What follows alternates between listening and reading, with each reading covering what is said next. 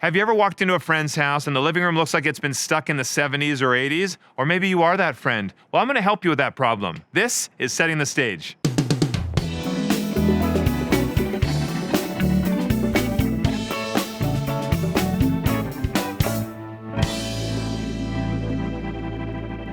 Thank you, Alan from Atlanta, for the photo of your living room. Now, this space has a lot of seating. Actually, a lot is an understatement. You have like 50 seating areas in this house. I'm going to show you a virtual makeover, but first, let's have a look at a house with similar issues. So this is the kind of house that I like. This house has not been touched since it was built back in the late 70s, and you can see there's a lot of cool character from the old original fireplace. This is actually a gas fireplace.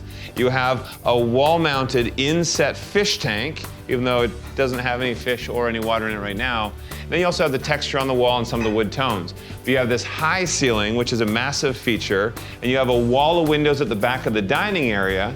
All you need to do is give this house a little bit of loving and it would look amazing. But if you want to get max dollar, what I would do is open up this wall to give you a nice open flow to the kitchen. You could have a big island. It would be perfect for entertaining. Something's a little confusing to me. What I see here between the kitchen and the living area is this looks like it used to be the exterior wall. I can actually see inside the frame, but I would want to have that finished properly so you can't see inside the walls.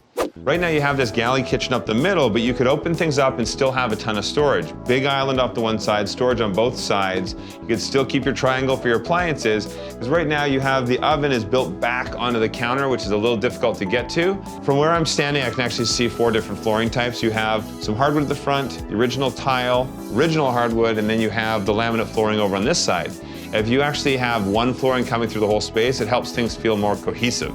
You also want to make sure that on the walls, everything feels properly finished. We have brick on this side, and then you can see some of the seams where it switches over to a particle board.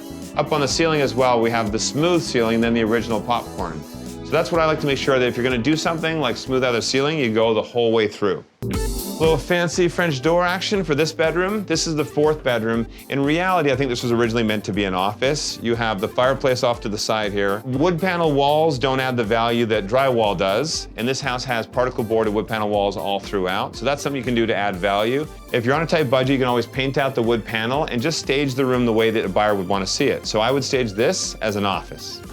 Now look at this living room. It feels dark, dingy. It actually has a fish tank built into the wall above the couch. That fireplace has seen better days. Here's a simple, fresh makeover on this living room. Instead of having an electric fireplace sitting in front of your wall, how about have something flush mounted into a beautiful stone facade?